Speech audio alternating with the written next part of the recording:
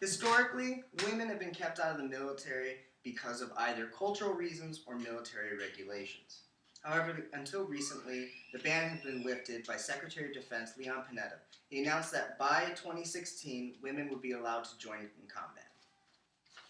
My speech today is on the reluctance that the United States has shown to opening combat jobs for women.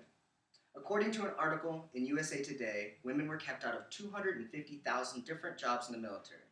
Those jobs include infantry, tanks, special operations, and black ops. There are about 1.4 million servicemen in the United States, and 14% of which are women. Although policies may have changed, female integration into the military has been met with resistance. Today I will inform you of why women should be allowed into combat roles that they desire. I would like to examine three specific historical perspectives on the contribution that women have played in combat. The first of which is during World War I. The Thai government sent a battalion of Thai troops to aid the Allies in the trenches during World War I. They were the first to use combat medics, female combat medics, under fire. The second, during World War II. The Soviet Union was losing very badly. They decided to bolster their ranks with about 800,000 women, 200,000 of which received military decoration.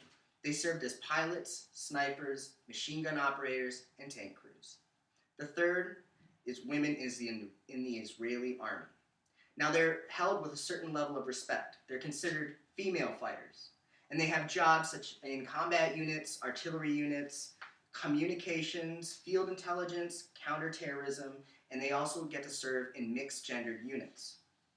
Now that we've had some historical background, we will now discuss three main points of interest.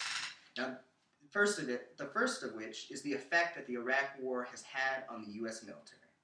The second is the effect the Iraq War has had on women in the U.S. military, and the belief that keeps women out of fighting in combat. According to the Huffington Post, 4,487 American troops have been killed in combat in Iraq and Afghanistan. Of those 4,487 troops, 98% were men. Subsequently, 144 women have died in combat in Afghanistan and Iraq. Now, women traditionally have been attached to fighting units and not assigned. They haven't been able to serve in the same capacity as men. I would like to talk about the beliefs that are keeping women out of the military. Now, experts agree that traditional sexist beliefs are to blame. Some of the beliefs are women can't handle the physical strain, that women can't handle the mental effects of combat, that women could hurt the unit cohesion because of sexual tension with other soldiers. And finally, that women require privacy, which is not something they'd be able to receive on the battlefield. I'd like to examine now the current efforts that the United States military is taking to give more military jobs to women. Currently, an effort to reduce gender differences is underway. Hopefully by 2016 this will work. But right now what the plan is they want to have 14,000 new jobs open for women. They're also going to open 13,000 localized combat situation positions, which were traditionally held just for men. Another 1,000 battalion level positions will be open, and intelligence positions will be open for women. The effect that this program seems like a trial program. It's not really working the same way or in the best that people are hoping for. Not enough changes in jobs are being made. It seems like male officers are still not convinced of female abilities.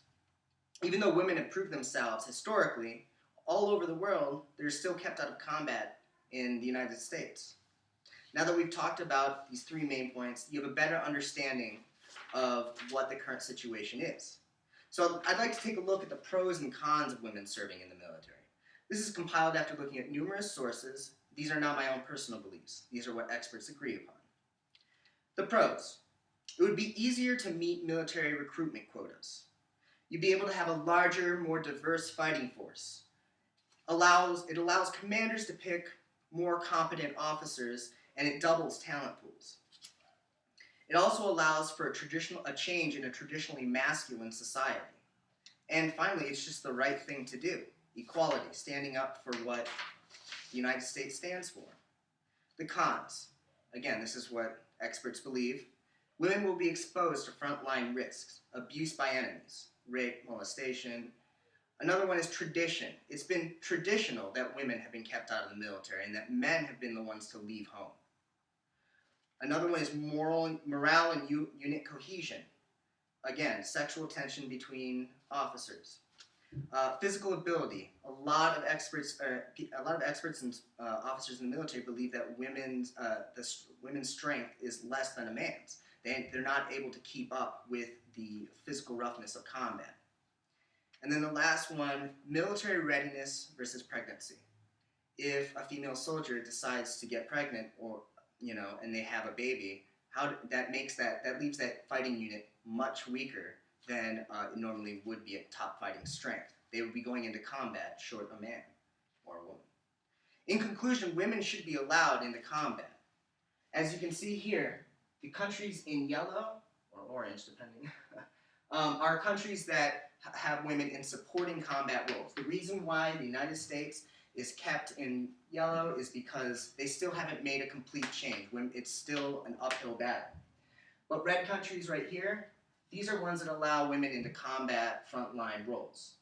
A couple of which are Denmark and Estonia, Finland and France, mostly European countries that have been able to take the next step into integrating women into combat.